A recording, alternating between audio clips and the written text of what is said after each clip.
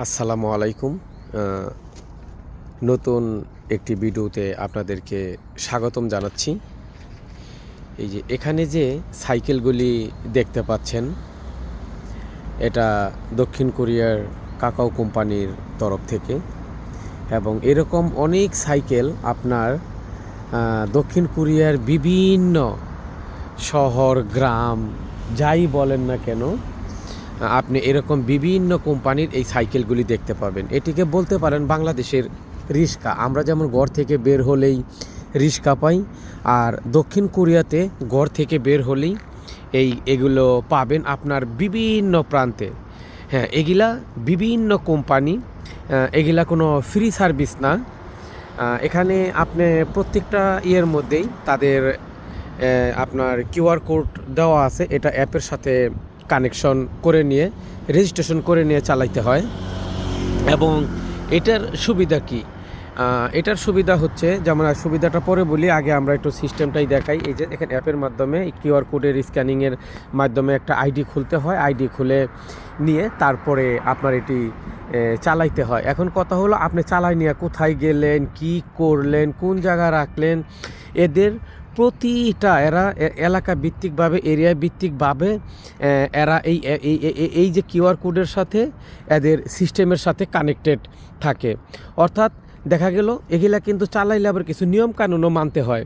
মনে করেন আপনি এখান থেকে এটা নিয়ে গেলেন, নিয়ে চালাইলেন 5 কিলোমিটার বা 10 কিলোমিটার গেলেন বা 3 কিলোমিটার গেলেন।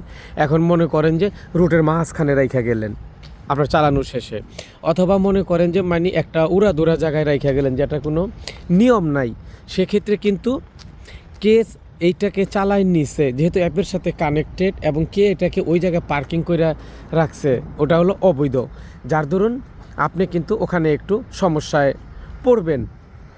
এটাকে অ্যাপের মধ্যে বিস্তারিত বলাই আছে যে এটাকে আপনাকে চালাবেন ঠিক আছে, কিন্তু কোথায় নিয়ে রাখবেন, কিভাবে রাখবেন সেটাও সেখানে বলা আছে। অর্থাৎ মানুষের যাতে অসুবিধা না হয়, এই দেশটাই আগে হচ্ছে মানুষের মূল্য। মানুষের যাতে পথযাত্রায়, পথ চলায় কোনো প্রকার সমস্যা না হয়, সেই জন্য সব ডিরেকশন ওখানে দেওয়া আছে। এখন কথা হলো, এটা কি ফ্রি নাকি এখানে পেমেন্ট করতে হয়?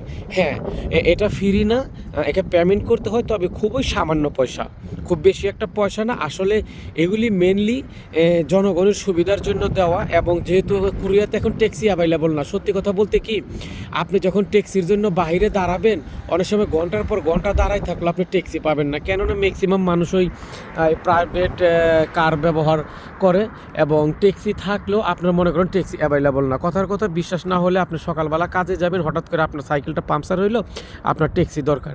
আপনি যখন দাঁড়িয়ে থাকবেন দেখবেন যে আপনি কোনো পাবেন না, ট্যাক্সি পাবেন না। যাই হোক, এরকম সমস্যা অনেক এ পর্যন্ত সম্মুখীন হয়েছে। ট্যাক্সি কোরিয়াতে অ্যাভেলেবল না, এটাই হচ্ছে বাস্তব সত্য কথা।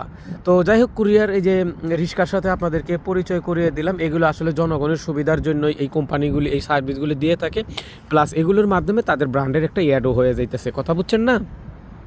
আর ওই যে ওইটা হচ্ছিল আমার বিএমডাব্লিউ, এটা সম্পূর্ণ নিজস্ব প্রাইভেট বিএমডাব্লিউ, সুতরাং এটাকে কোনো ভাড়া পে করতে হয় না, শুধু ইলেকট্রিক চার্জ দিলেই এক চার্জে 100 কিলো, কোনো সমস্যা নেই।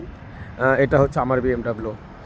আর এটি হচ্ছে কোম্পানির কুরিয়ার, বাংলার ভাষায় বলা যেতে পারে যে কুরিয়ার রিক্সা। তো যাই হোক, এই ভিডিওটি আশা করি আপনাদের ভালো লাগবে, এবং এটার অনেক সুবিধা আছে।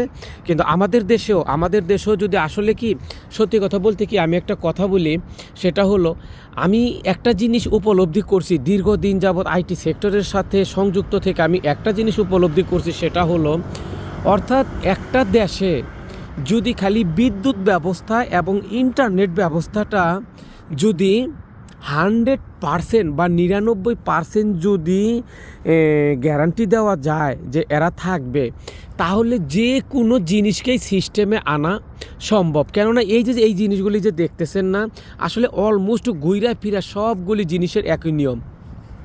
যেমন কোরিয়াতে একজন মানুষ যদি কোনো অপরাধ করে, এই মানুষটা জীবনে আগে অপরাধ করছিল কিনা, বা মনে করেন যে মানে জীবনে কতবার অপরাধ করছে, জাস্ট খালি তার ডেট অফ বার্থটা যে ক্রিমিনাল সেকশন আছে সেখানে শুধু খালি একটু সার্চ করলেই এই মানুষটার বিস্তারিত ডাটা চলে আসে। আসলে ঘুরে ফিরে এই সিস্টেমগুলি কার সাথে জড়িত? বিদ্যুৎ এবং সফটওয়্যার।